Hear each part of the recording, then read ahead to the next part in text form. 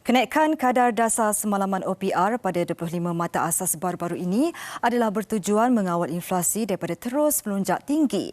Bank Negara menjelaskan mana-mana negara yang berdepan inflasi tinggi berpotensi melemahkan lagi kuasa membeli rakyat sekaligus mencetuskan risiko kegawatan ekonomi dalam jangka masa panjang.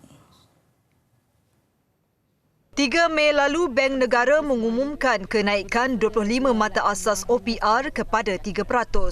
Kenaikan itu adalah yang pertama tahun ini selepas penanda aras bagi kadar pinjaman dan deposit itu dikekalkan pada paras 2.75% Januari dan Mac lalu. Yang kejam naik OPR. Mana lagi kejam kalau kita punya inflasi goes out of control. So kalau kita punya kadar inflasi menaik mendadak, everybody's purchasing power will be impacted, regardless whether you have a loan or not. So your RM1 would buy less.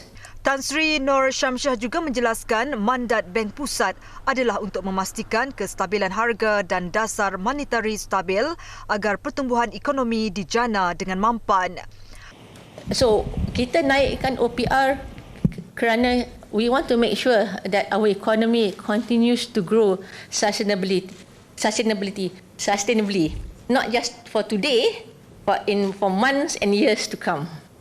So we do not want to have a situation where we just look at the today, have growth, and further down the road it's not sustainable and we have high inflation and even a recession. Tambah beliau, kebanyakan peminjam golongan berpendapatan rendah mempunyai akaun pinjaman kadar tetap yang lebih tinggi, iaitu 50.3% dan tidak terlalu terjejas dengan sebarang kenaikan OPR. Ditanya mengenai kontraknya yang dilaporkan tamat bulan depan, Tan Sri Nur Syamsiah enggan mengulas dan meminta semua pihak menunggu pengumuman rasmi tidak lama lagi. Dalam pada itu, pakar ekonomi menjangka Bank Negara akan mengekalkan kadar dasar semalaman OPR pada 3% sepanjang tahun ini. Kadar OPR itu dilihat telah mencapai tahap normal sejajar sasaran pertumbuhan ekonomi untuk mencapai 4 hingga 5% tahun ini.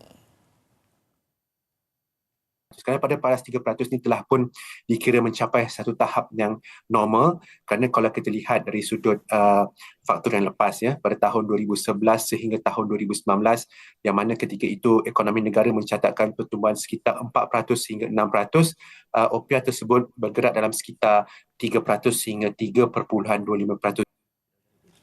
Jelas beliau, dasar monetary perlu disesuaikan dengan kedudukan ekonomi yang mencapai pertumbuhan baik, terutamanya pasaran buruh yang mencatat guna tenaga penuh dengan peluang pekerjaan yang tinggi. Kadar pengangguran juga mula menurun kepada 3.5%, menunjukkan lebih ramai rakyat Malaysia menerima pendapatan.